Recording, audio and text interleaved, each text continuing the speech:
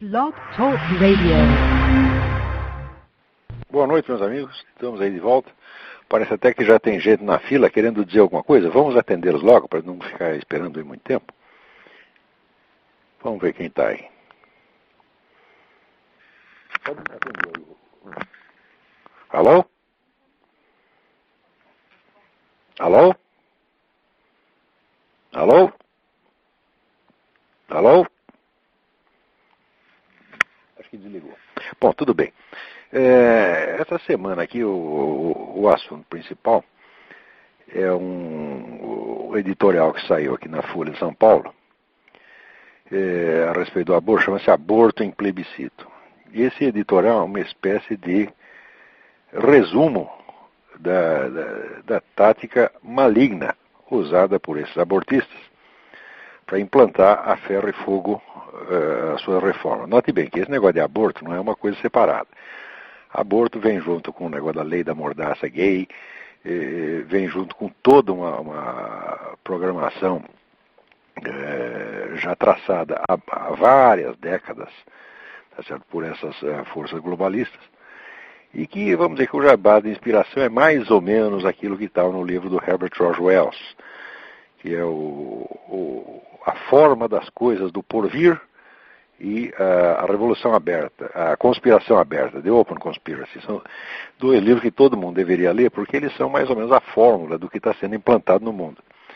E não podemos esquecer que o Herbert George Wells, ele dizia aqui o seguinte, que para que essa, vamos dizer, o que ele chamava da Revolução Final, essa Revolução Global, que também chamava Revolução Seca, porque não implicaria necessariamente o uso de violência, ele diz o seguinte: essa revolução deve ser a obra de uma ordem de homens e mulheres animados de espírito combativo, religiosamente devotados, que se esforçarão para estabelecer e impor uma nova forma de vida à raça humana.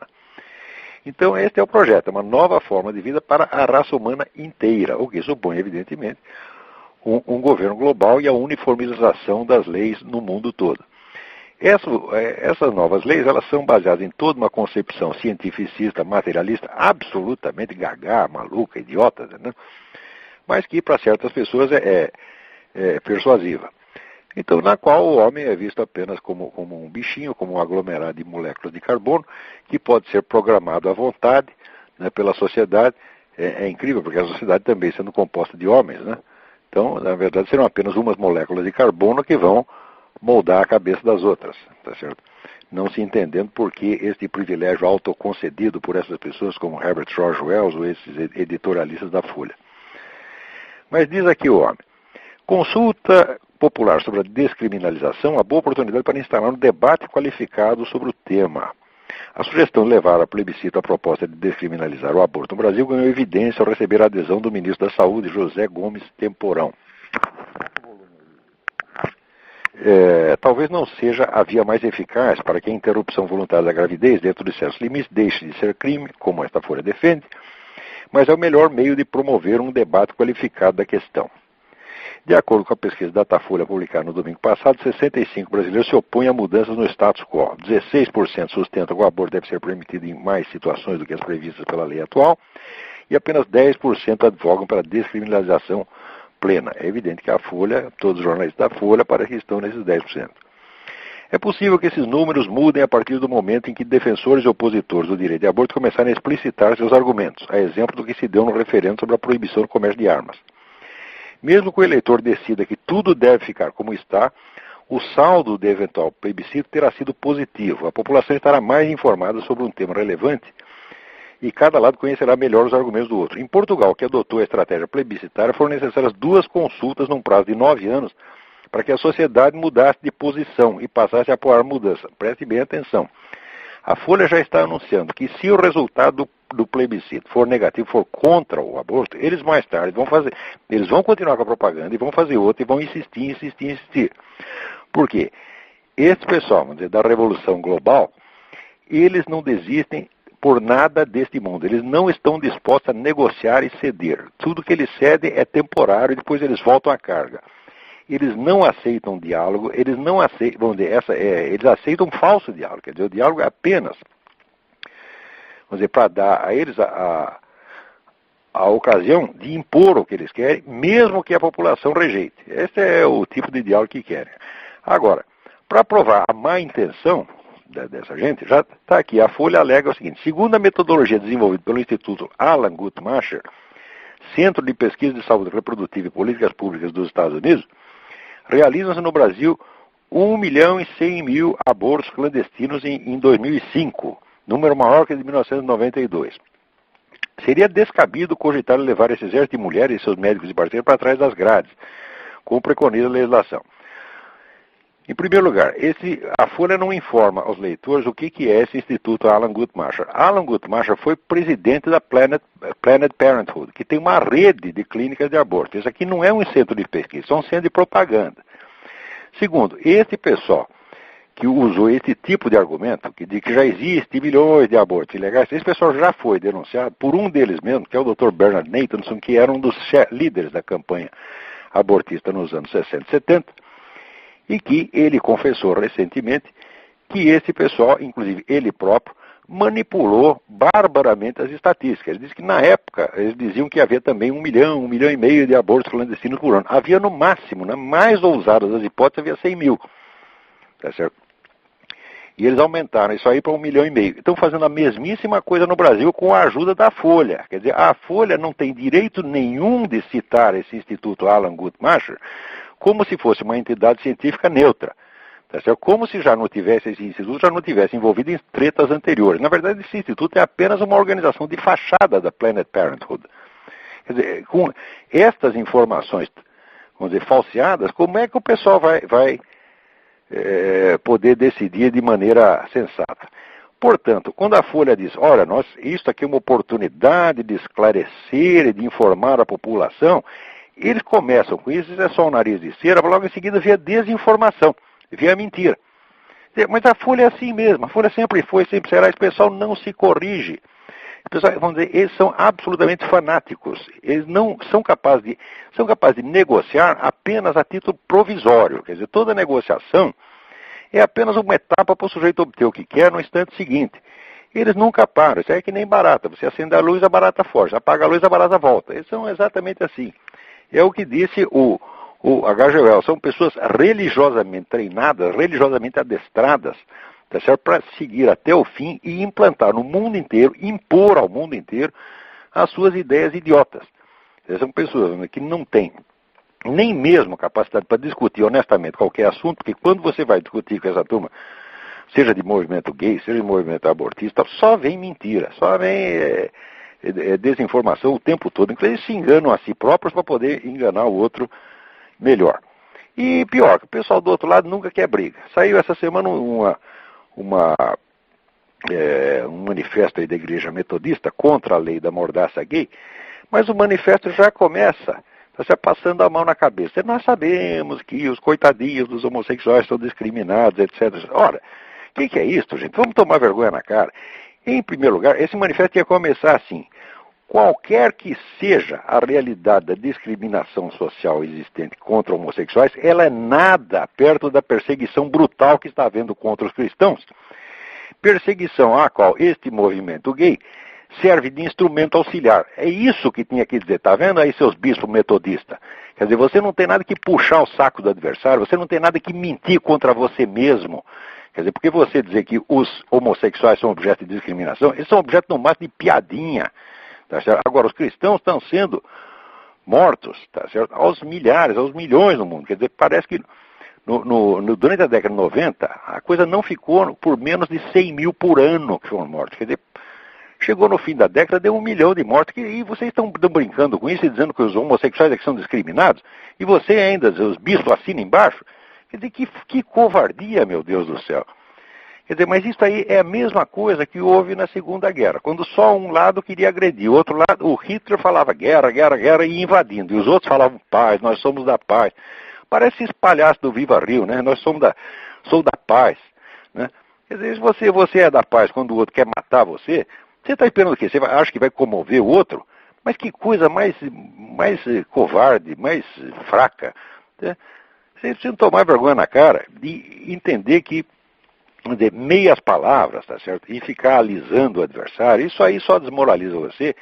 E mais ainda, isso excita a agressividade do adversário. Porque Santo Tomás de Aquino já dizia o seguinte, que a diferença entre o medo e o ódio é, assim, quando há um perigo, quando há uma ameaça, você vê, se o atacante é mais fraco, você sente ódio. Se ele é mais forte, você sente medo. Então, quer dizer, por definição, o seu medo vai estimular um ataque, meu Deus do céu. Quer dizer, até quando é que vão entender uma coisa dessa? Parece que todo mundo no Brasil que abre a boca tem que primeiro fazer uma concessão, primeiro ele tem que florear um pouco, primeiro ele tem que alisar o adversário e depois dizer muito timidamente a sua posição. Dizer, olha, nós reconhecemos os seus direitos, mas nós também queremos, né, o direito, queremos um pedacinho, um espacinho para poder propagar também a nossa fé e dizer o que nós pensamos. Então nós queremos, não, nós exigimos e nós não aceitamos esta chantagem. Não aceitamos o negócio de movimento gay se fazer de coitadinho, porque o país inteiro está cheio de gays em altas posições. Você não vê pessoas perdendo emprego porque foram gays. Você não vê pessoas sendo maltratadas por serem gays. Isso só quando acontece, isso é raridade e é sempre na mão de algum psicopata, mas a sociedade mesmo. Ora, que pessoa decente, que pessoa normal vai perseguir, vamos dizer, um empregado, um funcionário, por um sujeito ser gay? Eu nunca vi isso na minha vida. Eu nunca vi isso acontecer. Eu vi o contrário. Eu vi grupo gay que tomava conta do lugar. Tem um jornal semanal que eu trabalhei. Quando eu entrei lá, eu percebi, tinha uma espécie de máfia gay. Eles mandavam naquele negócio, tá entendendo? E você não podia desafiá-los que ele te punha para fora. Tá certo? Então, você tinha que ficar bonzinho. E isso eu vi acontecer. Agora, para ele ter perseguido por causa de ser gay, pelo amor de Deus, que brincadeira é esta? Agora, perseguido por ser cristão, isso está acontecendo no mundo inteiro. Você vê, esta semana, mesmo juntando os dois assuntos de aborto e assunto de cristianismo, na Inglaterra teve um militante cristão anti-abortista que pegou umas fotos do feto, dilacerado feto cortado em pedaços e mandou lá para uns abortistas para ver. Inclusive alguns abortistas que eram, quer dizer, não eram só abortistas, eram aborteiros, quer dizer, eram médicos que faziam aborto. O sujeito foi preso, foi acusado de distribuir material pornográfico. Quer dizer, eles acham pornográfico você mandar a foto do crime. Agora, praticar o crime não é pornográfico. Quer dizer, você pode retalhar o feto do jeito que você quiser. É bonito, é lindo, é maravilhoso. Tá certo? É o que diz aquele idiota do Rodrigo Constantino. É a ética da felicidade. A ética da felicidade consiste em pegar o feto e cortar num milhão de pedaços. Eles acham isso bonito, isso é felicidade. Entendeu? Então... Agora, fazer isso é bonito. Agora, você pegar a foto disso e dizer, olha o que vocês fizeram. Isso é pornografia, é crime. Agora, a Inglaterra está ficando maluca mesmo. Outro dia eu mencionei até aqui um livro que se chama The Abolition of Britain, quer dizer, a abolição da Inglaterra. Eu acho que a Inglaterra está sendo abolida, mas acontece cada coisa lá. Essa semana eu recebi uma mensagem de que escolas inglesas estão suspendendo do ensino de história o capítulo sobre o Holocausto. Por quê? Porque ofende os alunos muçulmanos que acham que o Holocausto não aconteceu. Quer dizer, por que os caras acham que não aconteceu? Você não pode dizer que aconteceu. Mas que merda é essa? Até onde nós vamos parar? Quer dizer, os europeus são malucos, porque, por um lado, eles dizem que negar o Holocausto é crime. Por outro lado, eles proíbem ensinar o Holocausto, porque também é crime, porque vai ofender os muçulmanos que acham que não aconteceu. Porque sabe que no mundo muçulmano inteiro, esse negócio do revisionismo do Holocausto é doutrina oficial. Todos eles repetem que o Holocausto não aconteceu, que não morreu 6 milhões de judeus, tá certo? Que isso tudo é uma mitologia propaganda, eles dizem isso, tá certo? Que o judeu inventa isso porque ele quer se fazer de coitado para dominar o mundo. E olha, o judeu não se faz de coitado coisíssima nenhuma, não. O judeu é coitado mesmo, quer dizer, as coisas realmente aconteceram. Existe documentação mais do que suficiente para você perceber, tá certo? E que o cálculo, se não foi 6 milhões, foi 5.999.000 e alguma coisa, ou então 6 milhões,3. Foi alguma coisa em volta disso, porque o fato é que havia X judeus antes parece que era assim, 24 milhões, depois apareceu 18 milhões, quer dizer, sumiu os 6 milhões. Pô. Isso não quer dizer que todos esses morreram em campo de concentração, não, alguns morreram no caminho, outros levaram martelada na cabeça, outros levaram um tiro, tá certo? Claro que não tinha espaço na câmara de gás para toda essa gente, nem todos morreram na câmara de gás, mas no total foi 6 milhões, pô. Se não foi 6 milhões, foi um número aproximado. Né? Agora, a doutrina oficial no mundo islâmico é que isso não aconteceu. Então, nas escolas de inglês não pode dizer que aconteceu porque vai magoar os coitadinhos. Vê se pode. Quer dizer, como é esse negócio? Outro dia mesmo eles prenderam, na Áustria prenderam aquele historiador David Irving, que, note bem, o David Irving não é um negador do Holocausto, ele nunca disse que o Holocausto não aconteceu, ele não é nem um historiador do Holocausto, ele não tem um único livro sobre o Holocausto, ele fez o livro Hitler's War, a biografia do Goebbels, estudou os principais líderes nazistas. E os livros não são ruins de jeito nenhum, são livros bastante documentados. Agora ele de vez em quando aparece com umas ideias esquisitas, tá certo? Mas ele negar o Holocausto, ele nunca negou, tá certo? Bom, prenderam o cara como negador do Holocausto. Agora, e o governo inglês que chega e proíbe ensinar o Holocausto porque vai ofender os muçulmanos? Que merda é essa? Que coisa mais louca? Que continente de tarados é esse? Quer dizer, a Europa está totalmente desfibrada. A Europa está acovardada, está de joelho, nem está mais de joelho, já está de 4. Tá certo? Graças a esse pessoal, que se acha liberal, progressista, etc., etc., e que fica, corroendo o que resta, dos valores judaico-cristãos, achando que isso vai ser um progresso extraordinário, quando isso só serve para uma coisa.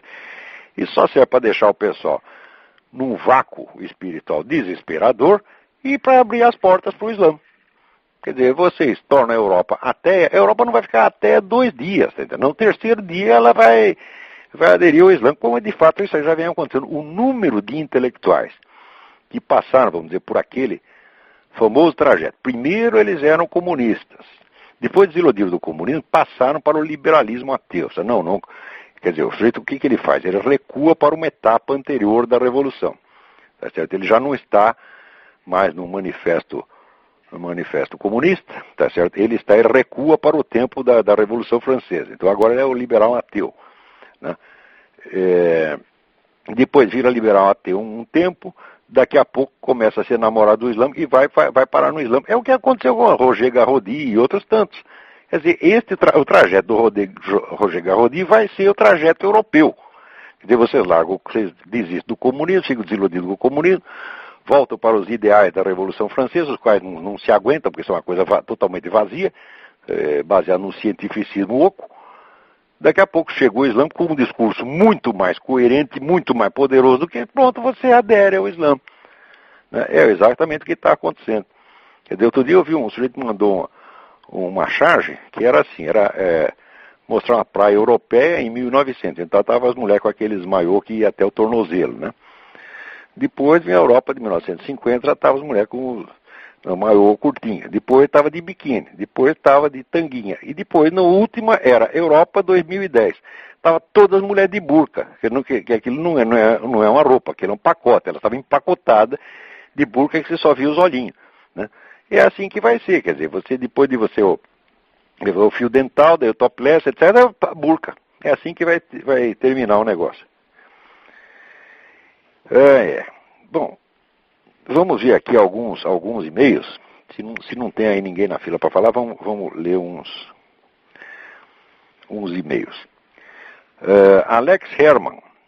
Sou um grato aluno do curso de filosofia, nem sempre apresentou as aulas por conta de uma faculdade de direito que resolvi cursar à noite. Tenho várias questões. Bom, só vou responder uma delas. Está aqui, sobre ceticismo e religião. É muito comum em conversas com céticos extremados que esses atribuem um milagre, expliquem um milagre, alegando que a ciência, num futuro incerto, descobrirá a causa do fenômeno. Essa conclusão fará que ele duvide de tudo e não aceita a possibilidade de um acontecimento sobrenatural. Muito bem. Olha, o sujeito que duvida de uma alegação de milagre por causa de uma coisa que ele acha que vai acontecer no futuro, ele está mostrando que ele sim é que tem a fé, porque ele já está acreditando, tá certo? Ele já aposta numa explicação futura. Ele não tem essa explicação. Jamais houve um único dos grandes milagres que fosse, vamos dizer, explicado, entre aspas, cientificamente, que se comprovasse que foi outra coisa e não um milagre. Nunca aconteceu, mas nenhum. O que você faz é um montão de hipóteses. Quer dizer, o que você faz? Você mostra que aquilo que aconteceu por meios sobrenaturais talvez pudesse ter acontecido por uma conjunção extraordinária e mais miraculosa ainda de fatores naturais. É como, por exemplo, o negócio do Moisés abrir o Mar Vermelho para o pessoal passar. Então eles mostram que não, poderia ter havido um deslocamento do terreno no fundo do mar, blá, blá, blá, blá. Ah, sim, aconteceu tudo isso, todo esse processo imensamente complicado aconteceu exatamente naquele mesmo momento. Tá certo? Quer dizer, seria ainda mais miraculoso. Então, essa alegação, quer dizer, é estúpida. Você não pode alegar a autoridade da ciência futura, a autoridade de um conhecimento que você, na mesma hora, está dizendo que você não tem. E quem quer que faça isso, você não está falando em nome da ciência, está falando em nome de um fanatismo, de uma idiotice. Agora, eu acho uma das coisas mais engraçadas na discussão com esse pessoal, onde é ateu militante, é que, por um lado, eles dizem assim para você, dizem, a sua crença é mera fé cega. Em seguida, ele quer que você prove que Deus existe, prove a ressurreição de Cristo, etc. Ah, mas se ele mesmo diz que é fé, por que eu é que tenho que provar, ó raios? Quem tem que provar é eles que dizem que estão falando em nome da ciência, tá certo? Então, mas eles transferem o ônus da prova, tá certo? Se você mesmo está dizendo, a minha religião é questão de fé, então você não tem que provar coisíssima nenhuma. Então, às vezes vocês aprendem isso. Quando alguém chegar para você com essa exigência, prove isso, prova aquilo outro, você responde, eu não tenho que provar merda nenhuma, meu amigo. Quem está falando aqui em nome da ciência é você. Você mesmo diz que eu falo em nome da fé e em seguida me exige provas. Agora você fala em nome da ciência, então é você que tem que provar, porra. Então você pode fazer as seguintes perguntas. Primeiro, fulaninho, qual é a ciência que você pratica? Você é físico, você é químico, você é geólogo? A sua ciência estuda a existência ou inexistência de Deus? Não. Então você está falando em nome de uma outra ciência que você não pratica. Qual é a ciência que estuda a existência ou inexistência de Deus, meu filho? Não existe nenhuma ciência experimental que estude isso, então cala a boca, burro. Tá certo? Você está falando de uma coisa que você não conhece. Né? E em segundo lugar, tem um outro aspecto, que aliás eu vou abordar no próximo dia 18, agora vai ter o seminário de filosofia em São Paulo, vai ser transmitido por videoconferência para ir a realizações, que é o seguinte problema. Você veja, a ciência, nenhuma ciência estuda fato concreto, porque o fato concreto é a junção, num momento e lugar, de uma infinidade de acidentes que tornam aquele fato possível. Quer dizer, nenhum fato concreto é redutível. Vamos dizer, a definição que é dada dele por uma determinada ciência. Por exemplo, o fato pode ter um aspecto jurídico, um aspecto sociológico, um aspecto psicológico, um aspecto psicoquímico, etc., etc., e assim por diante. Quer dizer, o número de aspectos que compõem um fato concreto é, por definição, ilimitado. A ciência, nenhuma ciência estuda nenhum fato concreto. Quer dizer, a ciência só estuda um fato sob determinado ângulo, que é aquele que é correlativo aos métodos e aos objetivos desta ciência em particular. Quer dizer, a ciência só estuda fato abstrato. O fato abstrato é um aspecto separado da realidade concreta. Tá certo? Então eu digo, olha, isso quer dizer que se você somar todas as ciências, elas não podem opinar sobre um único fato concreto. É isso que as pessoas realmente não sabem. A ciência só cuida de fato abstrato, só cuida de aspectos abstrativamente separados do todo. Tá certo? Ora, a este todo, todos nós temos acesso, porque nós vivemos na realidade concreta. Tá certo? A separação, a divisão, a distinção do fato concreto nos seus vários aspectos estudados pelas várias ciências é posterior. Inclusive, a subdivisão não acaba, quer dizer, pode surgir novas ciências que estudem novos aspectos amanhã. Isso nunca vai esgotar. Tá certo? Portanto, quando você diz a respeito à fé, você não está falando uma coisa doutrinal, uma coisa apenas de uma doutrina, você está falando de algo que realmente aconteceu. E se você fala de um milagre, você fala de algo que realmente aconteceu, você está falando de um fato concreto. Tá certo? A respeito desse fato concreto, não tem nenhuma ciência que possa dizer nada, não. Ela pode dizer sobre um aspecto, sobre outro, mas que nunca vai compor um fato concreto. E em terceiro lugar, o que é mais grave de tudo, é que as pessoas que hoje começam a falar em nome da autoridade da ciência, como se a ciência tivesse com a corda toda. Ora, dentro da modernidade, existe toda uma série de contradições, de conflitos. Um deles é o dos desconstrucionistas com a ciência. E quando você pega a crítica que os desconstrucionistas fazem à concepção científica, é arrasadora e eles têm toda a razão. Quer dizer, mas aí é uma briga de monstros, mas você não importa. Quer dizer, desconstrucionista não presta e os caras da ideologia científica também não, mas o fato é que o desconstrucionista desconstrói mesmo esse discurso científico e mostra que frequentemente ele não é senão, vamos dizer, a projeção de preconceito e de símbolos, de crenças que são vigor na sociedade.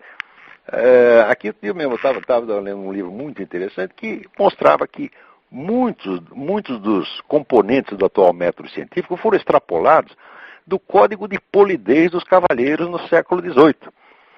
Entendeu?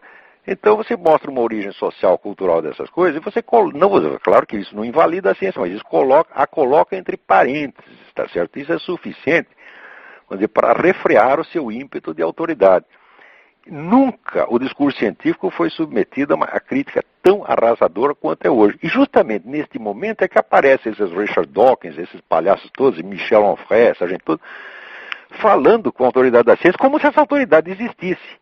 E o pessoal, vamos dizer, às vezes cristão, né, ou crente, bobo, não sabe que essa autoridade não existe. Então eles começam por reconhecer, atribuir ao adversário uma autoridade que o próprio adversário sabe que não tem.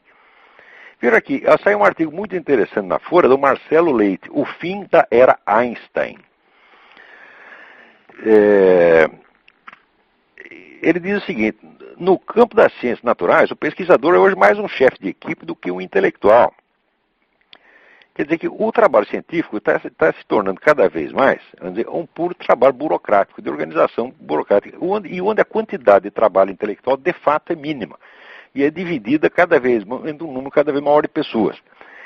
Por outro lado, acontece que está também na revista inglesa Prospect, um artigo muitíssimo interessante, esqueci o nome do autor agora, que diz que em muitos campos da ciência moderna estão se usando, vamos dizer, cálculos tão complicados, quer dizer, operações tão longas, tá certo? Que um computador faz rapidamente, mas que implica um número tão grande de passos e de dados que aquilo não é acessível ao controle humano.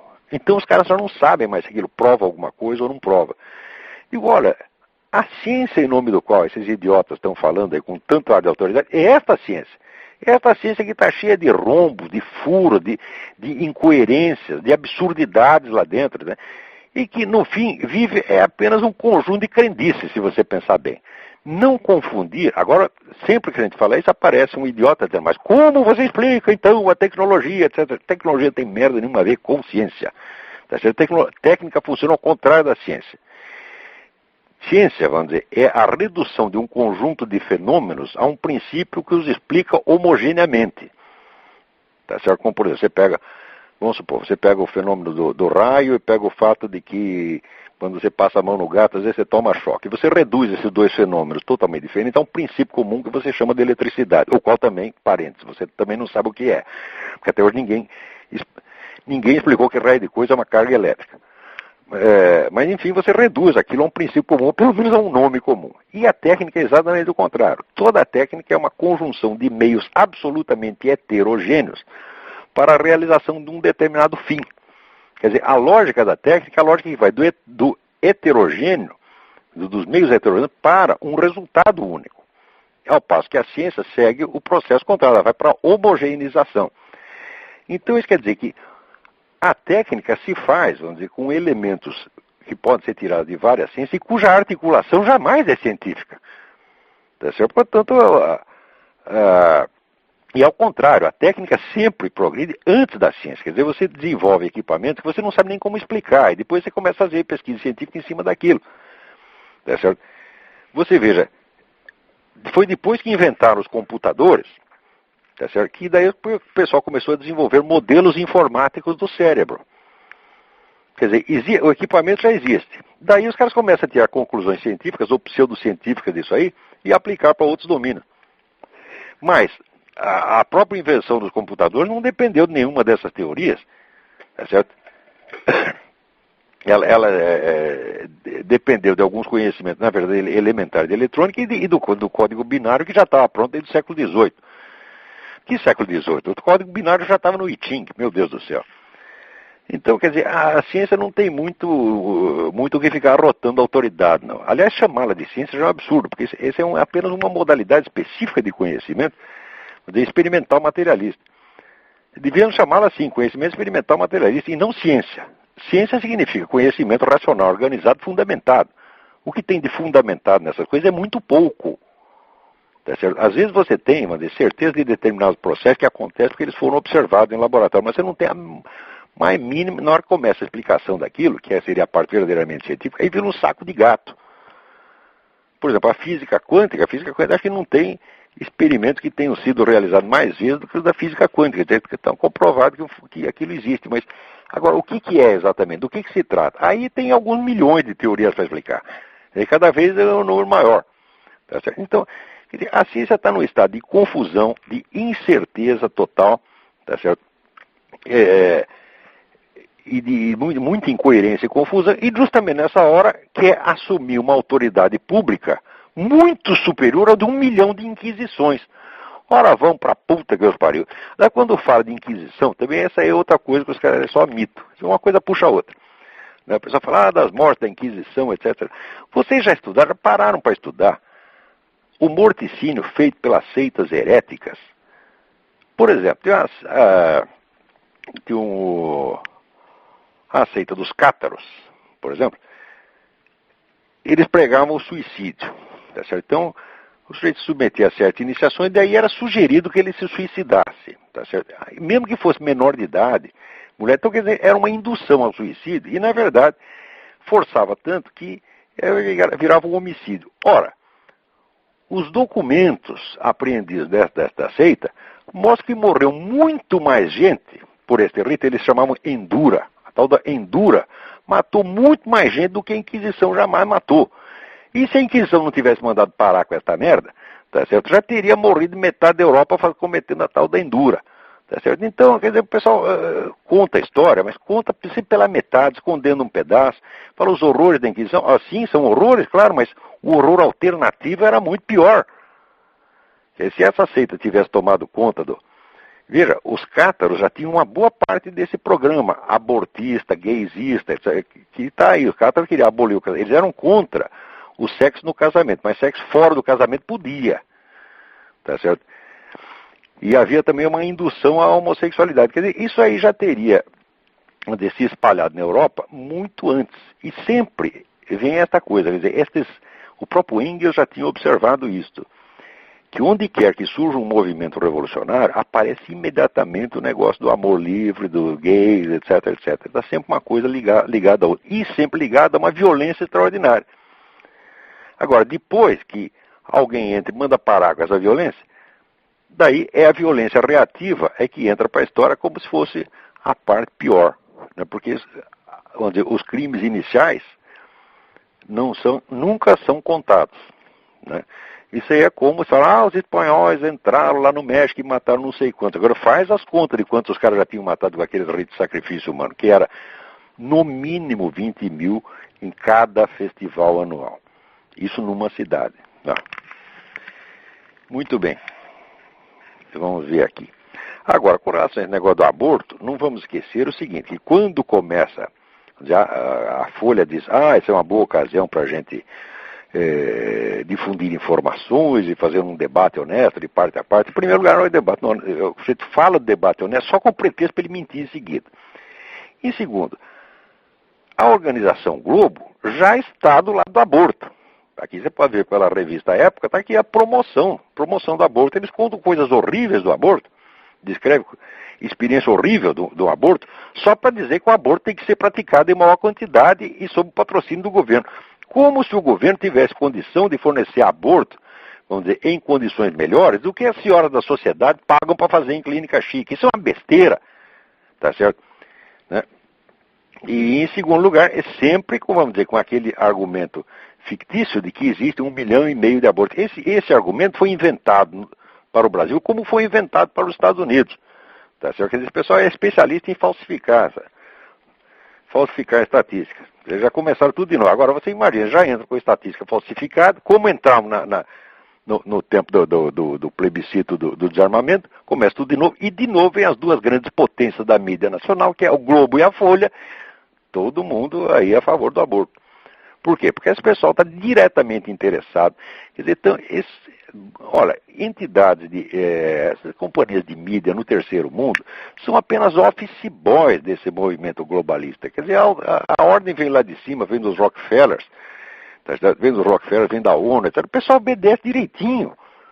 Eles não são nada mais do que executores de um programa que já vem pronto. E eles são pessoas exatamente como o H.G. Wells queria.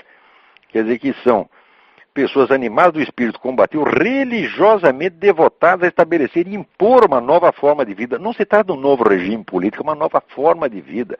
Eles inventaram uma nova natureza humana e eles querem nos impor. Nessa natureza humana, por exemplo, não existe o sobrenatural, só existe o natural. Né? Isso quer dizer, você dizer que só existe o natural é a mesma coisa que dizer o seguinte, não existe nada que esteja além da minha capacidade pessoal de experiência. Quer dizer, os limites da mente desses caras passam a ser obrigatórios para quem não tem esses limites. Quer dizer, o sujeito que, para mim, o sujeito que não concebe, vamos dizer, que existe nada acima da natureza física, é uma besta quadrada, porque a natureza física, ela certamente tem algum fundamento. Quando o cara começa a mostrar, por exemplo, a própria ideia de Big Bang, né? Se houve o Big Bang, é porque houve encontros acerto de moléculas, de elétrons, num determinado momento, numa determinada proporção. Ora, o que determinava que essa proporção tivesse que produzir os efeitos que produziu? Tá certo? Quer dizer que, se essa proporção vigorou naquele momento, é porque ela já vigorava antes, só que antes não tinham se encontrado os materiais suficientes para isso. Então, significa, esta lei, esta proporção matemática, já era válida antes de existir o presente universo. O que isso já é prova, tá certo? De que a natureza física não é o extremo limite da realidade. Se ela fosse o extremo limite da realidade, ela não poderia ter uma estrutura matemática. Mas se ela tem uma estrutura matemática, a estrutura é válida independentemente disso se manifestar no tempo ou não. É um raciocínio muito simples, mas que para certas pessoas está muito acima da capacidade deles. Bom, vamos ver se tem algum outro e-mail aqui. Peraí, tem gente na linha, vamos ver. Alô? Alô? Olavo. Olavo. Sim. É o Márcio de Brasília. Oi, tudo bem? Tudo bom, Olavo? Tudo bom. Eu queria que você comentasse duas frases que saíram na Folha mês passado, num artigo. Depois eu vou dizer as frases e o autor, e depois você comenta, por favor. A primeira é: levar a sério a opinião dos religiosos a respeito da melhor estratégia para combater a AIDS é tão ridículo quanto contratar epidemiologistas para rezar missa e ouvir confissão. Diminuir a velocidade de disseminação do HIV é tarefa para técnicos da mais alta qualidade, capazes de elaborar programas de prevenção baseados em evidências científicas incontestáveis. E a outra é: quanto sofrimento humano esses Olha, eu dou aqui uma evidência científica incontestável. Pois é. Se você não trepa com a dona fulana, você não passa AIDS para ela, nem pega AIDS para ela. Isso é a mais óbvia evidência científica, eles querem negar isso aí. E a outra é a seguinte: quanto sofrimento humano esses senhores de aparência piedosa ainda causarão em nome de Deus impunemente? O artigo foi o do Drauzio Varela, chamado O Crime da Camisinha. Ô, Drauzio Varela, esse é um empulhador, esse cara, isso é uma bolha de sabão. A que sofrimento humano ele está se referindo? Quer dizer, o sujeito quer comer a vizinha e não pode, isso é um sofrimento inenarrável. Ou quem sabe ele está querendo comer meio mundo e não pode, não deixam ele comer. Ele deixou de transar alguma vez porque a igreja não deixou? Ora, vai pra merda. Quer dizer, o que é isto? Quer dizer, o sofrimento causado pela própria AIDS, pela disseminação da AIDS do mundo, tá certo? Isso foi causado pela religião? Foi a religião que causou isso? Quer dizer, as pessoas espalharam a AIDS porque só comiam suas próprias esposas? Foi assim que eles fizeram? Ora, porra! Quer dizer, o sujeito inverte a realidade. Quer dizer, é claro que a AIDS está ligada à própria liberalização dos costumes sexuais. Isso é uma evidência científica, mas óbvia. Quer dizer, onde você tem uma conduta sexual mais refreada, a AIDS não se dissemina, porra. Agora, esse sujeito inverter a coisa, olha, vem falar em nome de uma ciência que ele não sabe o que é. O sujeito que diz que isso é ciência, ele não tem a menor ideia do que é. Ora, porra. E esse sujeito, ele, como você mesmo falou, ele tem um sucesso, uma influência muito grande, tanto na Folha quanto na Globo, né? Claro, porque é o protótipo do sujeito moldado aqui, exatamente como vamos dizer, moldado em laboratório pela cabeça do Herbert George Wells. Exatamente. Quer dizer, um sujeito fanático que tem ódio a coisas que ele não entende, ódio àquilo, tudo aquilo que está acima da capacidade dele, tá certo? Quer dizer, o sujeito é que é capaz de dizer que existe um meio científico mais eficiente de você controlar a AIDS, tá certo? Do que a contenção sexual, fala, ora, tá para ser inventado, meu Deus do céu. Esse pessoal é louco. Você vê, uma vez, a vida parece que imita piada. Eu antigamente fazia uma piada, e olha, esse pessoal é tão maluco que eles vão, um dia eles vão dizer que até os masturbadores vão ter que usar camisinha para não se contaminar a si próprios. E inventei essa piada, rapaz, não passou 6 meses, estava eu num debate na TV do Rio Grande, estava um técnico do Ministério da Saúde e o sujeito disse, não, nós recomendamos que as pessoas que se masturbam usem camisinha para elas já ir acostumando. Falei, pronto, virou realidade, pô. Agora vem aí o Drauzio Varela dizendo, existe um modo mais seguro de impedir a transmissão da AIDS do que a contenção sexual. Fala, vai a merda. Você pode não gostar da contenção sexual, tá certo? Eu, durante toda a minha juventude, usei e abusei, naquela época eu não tinha AIDS, podia fazer tudo, né? E se mandasse parar, é claro que eu não ia gostar. Mas se dissesse, é uma questão de vida ou morte, agora pode contaminar, a gente para, ué. Existem coisas mais importantes do que o prazer sexual. A sua sobrevivência é uma delas. O cara que não entende isto, tá certo? Quer dizer, ele acha assim, que o sujeito ser condenado a comer só a sua própria esposa é um sofrimento inenarrável. Então pergunto ele, quantas o senhor está comendo além da sua? Hã? É bom o senhor avisar, porque assim, os homens casados não vão chegar perto de você, porra. Se você acha que isso é um sofrimento indescritível, né? Mas ele tem, realmente, o que me espanta é o caráter sacrossanto com que as palavras desses sujeitos são recebidas aqui no Brasil. Recebidas por outros, iguais a ele. Por pessoas intelectualmente desqualificadas. Esse sujeito não aguenta 5 minutos uma discussão séria. Quer dizer, isso é um chutador, quer dizer, o cara que pega 2 ou 3. Eu já vi esse camarada abusando de dados científicos, né? E o cara hipertrofia, pega uma coisinha desse tamanho, pequenininha, e hipertrofia para dar a impressão de que aquilo é uma monstruosidade, né? E depois é o cara, assim, politicamente correto. Por exemplo, ele diz, você não pode fumar. Ora, outro dia saiu uma estatística aí. Dizem que o fumo pode diminuir a sua vida de 1 a 7 anos. Na verdade não diminui não, porque aqui os 400 mil fumantes que morrem anualmente nos Estados Unidos morrem com a mesma idade que morrem os outros. Aliás, morre até um pouco mais. A média de vida do fumante aqui é 71 anos, dos outros é 70. Agora, a média de vida dos homossexuais é 24 anos mais baixa do que a dos heterossexuais. Ou seja, é claro que o homossexualismo é um risco muito maior do que o fumo, porra. Agora, eu não vou impedir ninguém de ter relações homossexuais, como não vou impedir ninguém de fumar. Se quiser ficar, arrisque, faça o que quiser. Tá certo? Mas ficar usando esta verborreia pseudocientífica para enganar os outros, o que há, porra? Isso é exploração da boa-fé popular. Quer dizer, o sujeito falar de autoridade científica hoje é exploração da boa-fé popular. No estágio atual que nós temos da compreensão do processo científico, você usar a ciência como autoridade é charlatanismo. As pessoas precisam entender isso aí. Quer dizer, o método científico ele é incompatível com o uso da ciência como autoridade pública. Porque se a ciência vive da autocorreção permanente, tá certo? E se a única prova que você tem em favor de alguma teoria é o fato dela não ter sido contestada ainda, mas poder ser contestada amanhã, tá certo? Isso significa que a ciência precisa ter mobilidade, tá certo? De curto prazo. Quer dizer, o que quer que um cientista diga hoje, ele tem que poder desdizer amanhã, senão não é ciência. Uhum. Agora, isso significa não ter autoridade pública. Porque a autoridade pública não pode baixar um decreto, olha, está aqui decretado, mas podemos mudar isso amanhã. Você não pode fazer, vamos dizer, você não pode mudar as leis e mudar costumes do dia para a noite, como você muda de teoria científica. Então, a ciência verdadeira, ela abdica da autoridade pública. Tá certo? Ela tem que entender que a autoridade intelectual é uma coisa. A autoridade intelectual é, às vezes, abdicar da autoridade pública. Tá certo?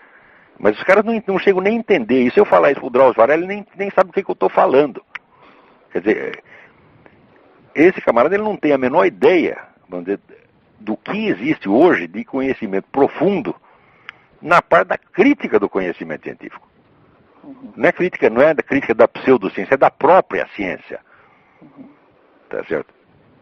Quer dizer, até, vamos dizer, eu acho muita cara de pau, quer dizer, depois de todos esses 50 anos de desconstrucionismo, o cara via apresentar a ciência como se fosse uma autoridade revelada. Ora, o que é isso, porra? Tá bom, Lavo, te agradeço aí. Aí eu que agradeço. Deus te abençoe. A você também. Amém. Então, vamos ver o que mais temos aqui. Aqui, é incrível, esses americanos, aqui saiu na Newsmax, que é uma agência muito boa. Olha aqui, Chaves e Silva entram em choque por causa do etanol. Profundo discordância quanto ao etanol está criando fricção entre o presidente Hugo Chávez e seu colega brasileiro Luiz Inácio Lula da Silva. Os americanos acreditam mesmo nisso. Primeiro, eles acreditam que é possível dois líderes da esquerda revolucionária latino-americana terem um choque um com o outro por causa de interesse nacional. Eles acham que interesse nacional é um fator que pesa para essa gente. Então, olha, meu Deus do céu, o Lula foi criado dentro do movimento comunista internacional e é ali que está suas raízes, ali que está a sua formação cultural, ali que estão os seus valores, ali que estão os seus amigos. Esta é a pátria dele, o movimento comunista internacional é a pátria dele e do Hugo Chávez também. Agora, quando assumem uma função pública, eles têm que falar em nome do país. Mas isso não quer dizer que para eles o interesse nacional seja uma força motivadora, tá certo? Comparável à da solidariedade revolucionária. Olha, esse americano parece que eles não entendem mesmo cabeça de comunista. Ai, meu Deus do céu. Aqui também, o cara acredita em tanta besteira. Agora, você vê, por outro lado, acabaram de descobrir nas ilhas Kodiak, onde tem aqueles ursos enormes, descobriram uma reserva de petróleo na base de 210 bilhões de dólares. Os caras estão descobrindo petróleo aqui toda semana. Tá certo? E ainda estão assustados com o Hugo Chávez. Eles não precisam de maneira alguma desse petróleo do Hugo Chávez. Eles continuam ligando para isso só por caridade. Viu? Vamos ver o que mais temos aqui. Aliás, estamos aqui terminando o nosso horário. Vamos ver se tem alguém na linha aí. Tem. Alô? Alô? Alô? Alô? Quem é? Aqui é o Luiz Afonso que está falando. Luiz Afonso, tudo bem? E aí, tudo jóia? Aqui tudo perfeito. Ah, legal. Aqui tem um maluco que entrou numa escola e matou 22 estudantes. Nossa. Ontem, e depois se matou. Agora você vê, se tivesse um professor armado lá, isso não acontecia. É verdade. Na escola aqui você não pode nem chegar perto com arma, só bandido pode. Então agora o sujeito entra lá, porque ele sabe que lá está todo mundo desarmado, entra lá e faz uma festa. Ah, legal. Olá, em primeiro lugar eu queria mandar um abraço, que eu encontrei dois estudantes aqui em Coimbra, o Naliel e o Maxwell. Manda um abração para eles. E pedindo para mandar um abraço para ti. Outra coisa é o seguinte, com relação ao aborto, eu fiquei surpreendido com o último programa que tu falaste que o povo brasileiro rejeita em massa, e as pesquisas estão dando que o aborto é rejeitado pela maioria da população, não é? 65% rejeita totalmente. Vejam só um paralelo, porque há pouco tempo teve o plebiscito do aborto aqui e o sim, né, pela liberação, ganhou. Sendo Portugal um país que, a meu ver, é mais católico, vamos dizer assim, praticante do que o Brasil, né? Isso me surpreendeu. Mas eu estou dizendo que faz tempo que o brasileiro é um povo profundamente conservador e não tem quem fale em nome dele. Não existe um partido conservador no Brasil. O conservadorismo foi proibido, virou extrema-direita. Isso é sinal que existe uma onda subterrânea que às vezes ela irrompe aí essa onda vermelha? Como é o negócio? Que existe uma onda subterrânea desse conservadorismo que às vezes ele surpreende os comandantes em chefe da nação hoje, né? Dando provas da sua contrariedade. Pois é, mas esse conservadorismo ele não pode ter canais de expressão política, está proibido, né? Então, quer dizer, a nação inteira está na extrema-direita. E a Folha que vira o mainstream, né? Quer dizer, aquela meia dúzia de garoto bobo da Folha, eles são o mainstream, eles são a opinião central e equilibrada. O resto da nação está toda à extrema-direita. A maior razão para o pessoal votar aqui a favor do aborto era para ser tão moderno quanto as outras nações da Europa, como a França e a Espanha, onde já foi liberado o aborto também. Complexo de inferioridade. Qual é a vantagem de ser moderno? Você veja, a Revolução Francesa foi moderna, a Revolução Russa foi moderna, o nazismo foi moderno. Toda essa gente, ninguém era conservador, todo mundo queria, vamos dizer, tudo moderno, né? Tudo de ponta, como se diz hoje. A Alemanha estava na ponta da tecnologia e na ponta dos experimentos sociais, inventando uma sociedade nova, né? Quer dizer, qual é a vantagem de ser moderno? Quer dizer, por que o fato de ter vindo depois é melhor do que o que veio antes? Ora, que merda. Deu uma ideia besta, né? Totalmente besta. E, Olavo, outra coisa é o seguinte, eu queria... aquele conceito de Estado laico, que até agora a gente comentava que isso nunca existiu em nenhum momento histórico aí, né? Na história humana. E o Estado laico, mas não a civilização laica, né?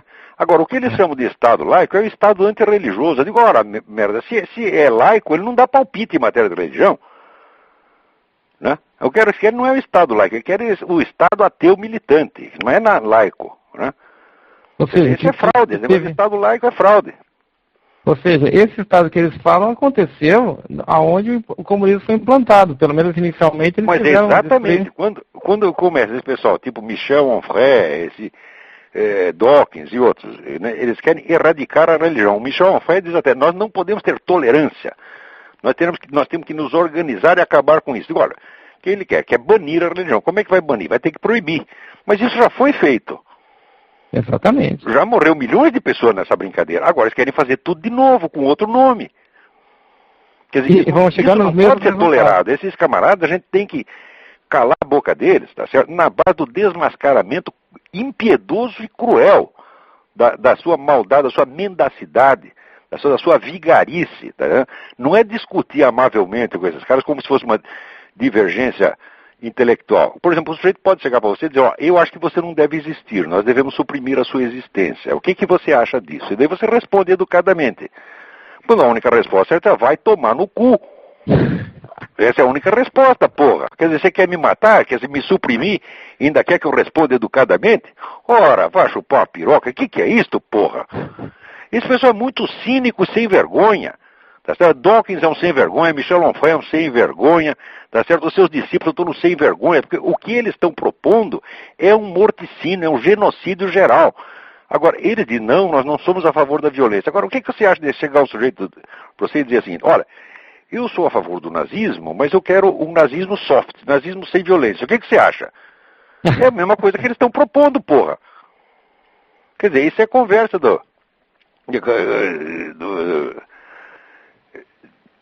né, lembra essa coisa? Tem um filme espanhol chamado Torrente, você assistiu? Eu já vi. É uma comédia, é muito engraçado, é muito engraçado. Então, é um policial corrupto e ele tá fazendo uma tocaia para pegar uns bandidos e tá ele com o ajudante dele, né? Daí eles estão lá faz horas no carro, de madrugada. Daí um diz pro outro assim, pô, nós estamos aqui uma hora sem fazer nada, o que nós vamos fazer para passar o tempo? Daí um fala pro outro assim, vamos tocar umas punhetas, eu toco em você, você toca em mim, mas sem viadagem. Então, esses caras, eles querem, vamos dizer, a abolição da religião sem violência é a mesma coisa, tá certo? Que esse negócio sem viadagem. Falo, não é possível. Quer dizer, é um jogo de palavras. Só que eles estão fazendo uma piada na nossa cara e quer que a gente leve a sério. É verdade, é verdade. Eles são gozadores sinistros, gozadores diabólicos. Tá certo? Nós não temos por que respeitar esta gente. E nós não temos que explicar nada, não devemos explicações. Devemos espremê-los na parede e mostrar a sua total vigarice, a sua total falta de autoridade moral. Eu estava comentando que, na sua fúria em eliminar qualquer traço de religião, principalmente a cristã, também revela a sua fraqueza. Como claro. Pessoas tão poderosas podem se afastar tanto a visão de um crucifixo, que tem que tirar de toda a visão, né, de todos os locais públicos isso. Claro, eles não podem nem ver. É que nem o pessoal muçulmano que não pode ouvir falar em holocausto. Ele ouve falar em holocausto, ele tem um chilique. É que porra! Né? É incrível, esse pessoal eles não podem ouvir meia palavrinha que os desgosta. Todos eles querem fazer uma lei que proíba falar mal deles e proíba contrariá-los. Eles não podem ser contrariados em nada. Quer dizer, quem é que não vê que esse pessoal é louco, porra? Só que está virando aqui a história do Dr. Simão Bacamarte. Os loucos estão querendo internar as outras pessoas. Porque nós, você vê, a gente tolera qualquer coisa que esses caras digam. Pode dizer o que quiser, tá, né? Agora, o que não pode é eles passarem para a ação. Porque quando eles passam para ação, eles começam a proibir crucifixo, prende pessoas porque está distribuindo Bíblia, que já teve gente aqui, já ser preso não, mas teve gente que foi expulso da escola, perdeu, quer dizer, destrói uma carreira, porque o sujeito entrou com uma Bíblia na escola. O que é isto, porra? A coisa tá feia. Agora tá ficando feio mesmo, quer dizer, uma perseguição aberta. Agora, perto disso, chega esse pessoal homossexual dizendo que é perseguido. É perseguido o raio que os parta. Perseguido coisíssima nenhuma, porra. Se fossem perseguidos mesmo, eu ia ser o primeiro que ia defendê-los, mas eu não estou vendo essa porra da perseguição. Mas a perseguição anticristã, ela está visível aos olhos de todo mundo. Embora a imprensa esconda, você tem documentação suficiente. Quem quiser saber disso aí, que veja o site Voice of the Martyrs, que é o site dos discípulos do pastor Richard Wurmbrand, que é aquele que ficou 16 anos na cana na Romênia, sofrendo torturas horríveis. Não era tortura que nem aquela de Abu Ghraib, não era negócio de botar calcinha na cabeça, não, era coisa medonha mesmo, de arrancar os dentes do nego um por um. E pior, chamava dois e ficava arrancando dentes, chamava um padre e um rabino, e ficava arrancando os dentes do rabino, né, até olha, se você não abjurar a sua religião, nós vamos arrancar todos os dentes dele. Daí fazia a mesma coisa com o outro, invertia. Isso era a tortura que os comunistas faziam. Quer dizer, para quê? Para erradicar a religião, porque diziam a mesma coisa que esse Dawkins diz hoje. A religião é a origem de todos os males. Eu digo, bom, qual é os bens que você fez para opor a esses males? Né? Em nome de que bens você fala? Né? Porque eu sei, a igreja inventou os orfanatos, inventou os hospitais, inventou as maternidades, né? Cuidou dos doentes, né? E ofereceu milhões de mártires, né? Que atravessavam o mundo para ir lá socorrer populações desvalidas. Isso a igreja fez. Agora, e você fez o quê? Em nome do que você vem dizer que a religião é a origem de todos os males? Ora, porra. E você vê, a antirreligião, em 2 séculos, matou mais gente do que morreu em todas as guerras. Não estou falando de guerra religiosa. Se você somar todas as guerras, não das guerras da história, não dá o número de gente que essas revoluções ateístas mataram. Né? Com certeza. É incrível, incrível.